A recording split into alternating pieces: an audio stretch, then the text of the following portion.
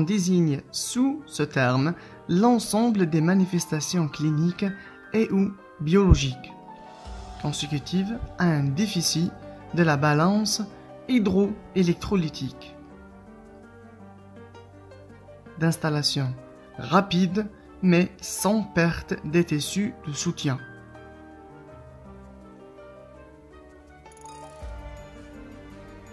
Ce déficit pouvant être en rapport avec un défaut d'apport ou bien le plus souvent un excès de perte.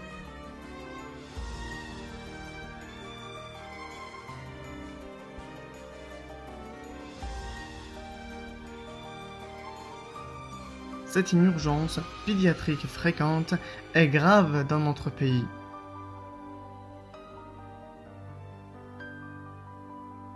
Les étiologies dominées surtout par les diarrhées aiguës infectieuses,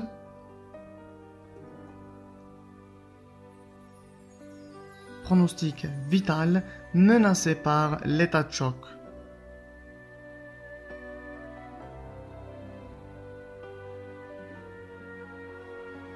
Prévention possible par le traitement précoce des diarrhées aiguës, celle de réhydratation orale. Rappel physiologique. La répartition de l'eau. L'eau totale représente 75% du poids du corps à la naissance, 60% à partir de 1 an. La répartition se fait à l'avantage des sucteurs extracellulaires.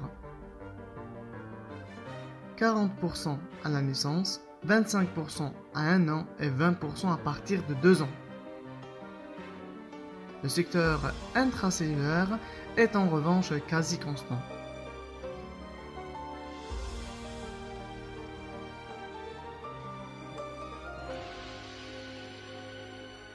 Elle facilite la survenue et aggrave la déshydratation aiguë du jeune nourrisson par le faible pouvoir de concentration des urines, perte d'eau, le faible pouvoir de rétention de sodium,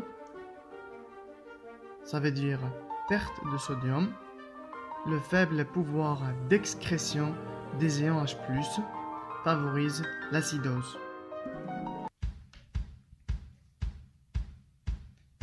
Diagnostic.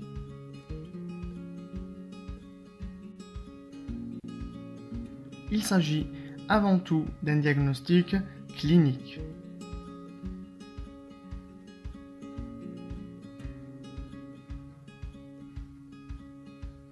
La perte de poids est fondamentale, mais difficile à utiliser en pratique. Le dernier poids mesuré peut remonter à plusieurs semaines. Elle permet d'évaluer la gravité de la déshydratation. Une perte de poids inférieure à 5% du poids du corps, c'est une déshydratation légère. Ici, il n'y a pas de signe clinique. Une perte de poids entre 5 et 10% du poids du corps, c'est une déshydratation de gravité moyenne. Ici, les signes cliniques sont francs.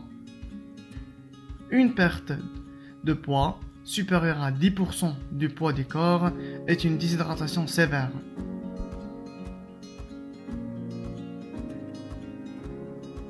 Les autres signes cliniques sont inconstants, bien que, chez le nourrisson, la déshydratation soit le plus souvent mixte, extra- et intracellulaire.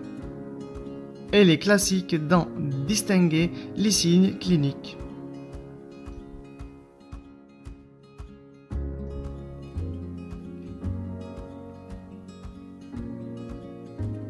La déshydratation intracellulaire. Des muqueuses sèches. Une fièvre inexpliquée. Une soif très vive. Une hypotonie des globes oculaires.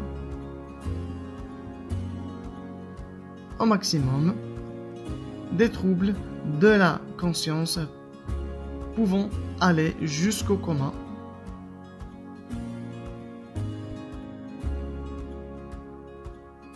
la déshydratation extracellulaire.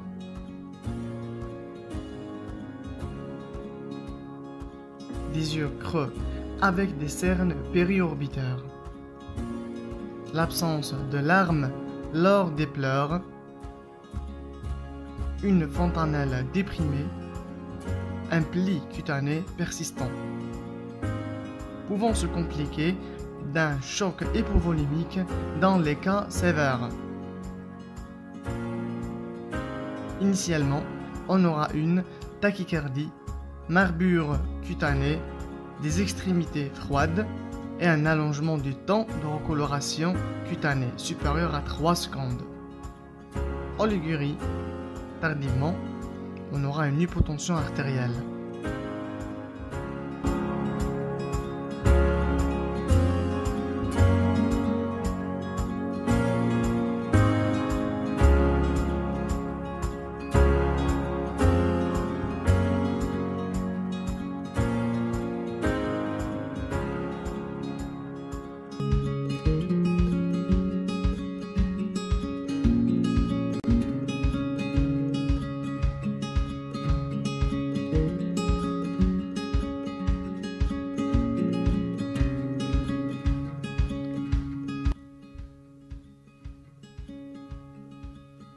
Les examens complémentaires. Une hémoconcentration. On va retrouver une augmentation de la protidémie et de l'hématocrite.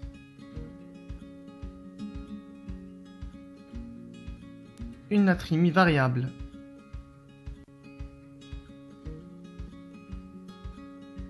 Si la natrémie est normale, donc c'est une déshydratation extracellulaire. Si la natrémie est élevée, c'est une déshydratation intracellulaire.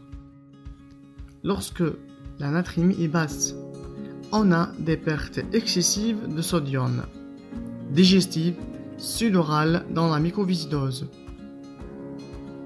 ou une compensation des pertes par de l'eau pure. Une augmentation de l'urée-cria,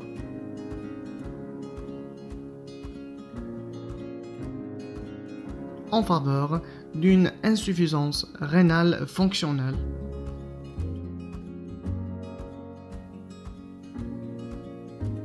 On peut retrouver aussi une kaliémie variable. La kaliémie est élevée lorsqu'on a une souffrance cellulaire importante. Elle est diminuée en cas de perte de potassium, digestif ou rénal. Une acidose, une hyperglycémie. Traitement. Le traitement se fait selon le schéma national de prise en charge de la déshydratation aiguë.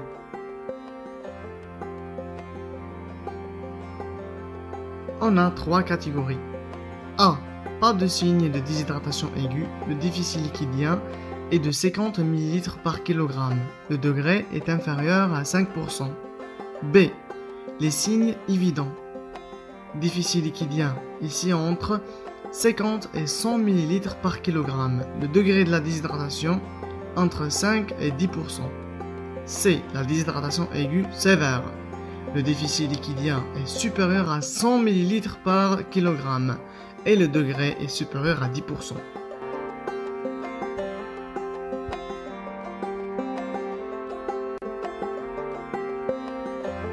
La réhydratation par voie orale. Une déshydratation entre 5 à 10% et sans signe de gravité. Ici, dans ce cas, l'hospitalisation n'est pas nécessaire.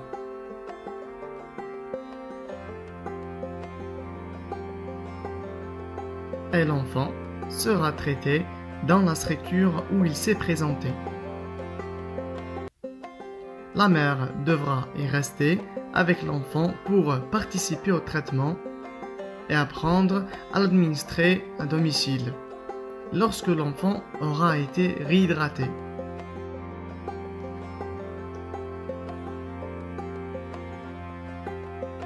La réhydratation par voie orale pendant 4 heures.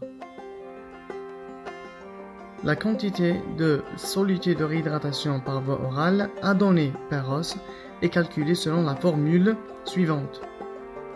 Quantité égale poids fois 75. Si le poids est inconnu, voir tableau OMS, quantité approximative de solution SRO à administrer au cours des 4 premières heures. Si l'âge est inférieur à 4 mois et le poids est de moins de 5 kg, la quantité sera entre 200 et 400 ml. Si l'âge est entre 4 et 11 mois et le poids est entre 5 et 7,9 kg, la quantité en millilitres sera entre 400 et 600. Si l'âge est entre 12 et 23 mois et le poids entre 8 et 10,9 kg, la quantité sera 600 à 800 ml. Si l'âge est entre 2 et 4 ans et le poids entre 11 et 15,9 kg, la quantité sera entre 800 à 1200 ml.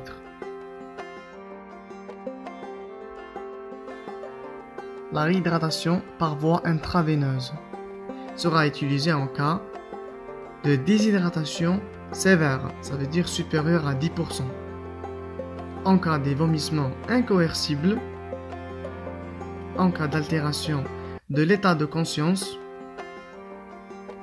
et finalement en cas d'échec de la réhydratation par voie orale.